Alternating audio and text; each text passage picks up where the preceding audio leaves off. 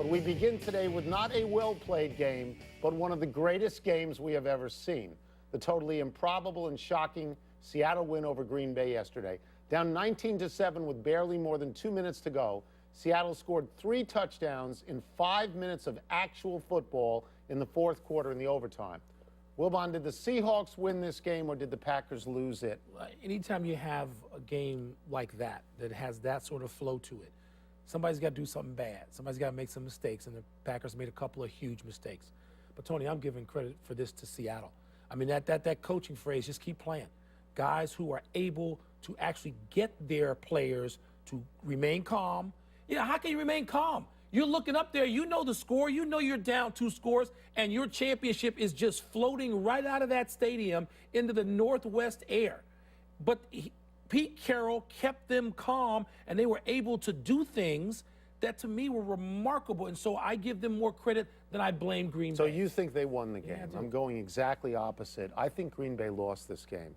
It's impossible to lose this game, and it's impossible for Seattle to win it unless Green Bay adds in the conspiracy. No question. I'm going to talk about 3 plays. 3 plays specifically, late game plays. The interception, the 4th pick off Russell Wilson, where the safety has an open field in front of him and goes down and stops. He thinks it's over. Well, he thinks he's got Mike, Aaron Rodgers. There's 5 minutes to go, and you keep scoring if you can. That's inexplicable to me. Suppose he had fumbled, by the way.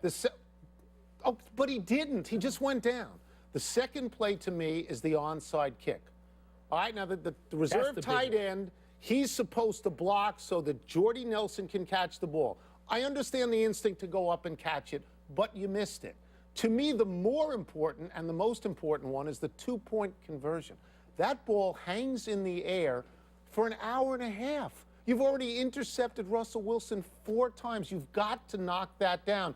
I believe that Green Bay, and I think Aaron Rodgers basically said afterwards, I'm going to think about this forever, for the rest of my life. That's right. I think and no knock on Seattle, I think Green Bay lost the game. This is like the San Antonio Spurs, Tony, against Miami when they've got the game and it appears it's theirs and all they need to do is celebrate. But, Tony, let's go back to Russell Wilson for a second, that 2-point conversion. He made that play.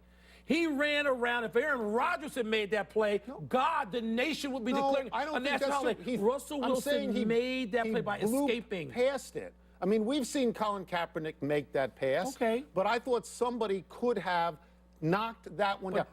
Look, I'm going to give Russell Wilson this amount of credit. He was terrible for most of the game. He was on the floor. Right? He had a 0 passing rating in the first half. Deep in the fourth quarter, he had 8 completions for 75 yards and 4 picks. Keep playing. And then, boom.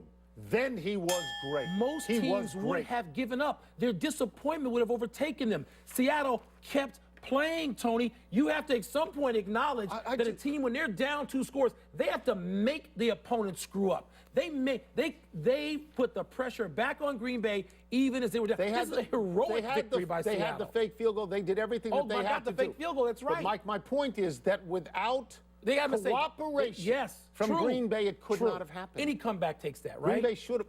They should have won. We both know Green Bay should have won that game. But they had the crib. That's right.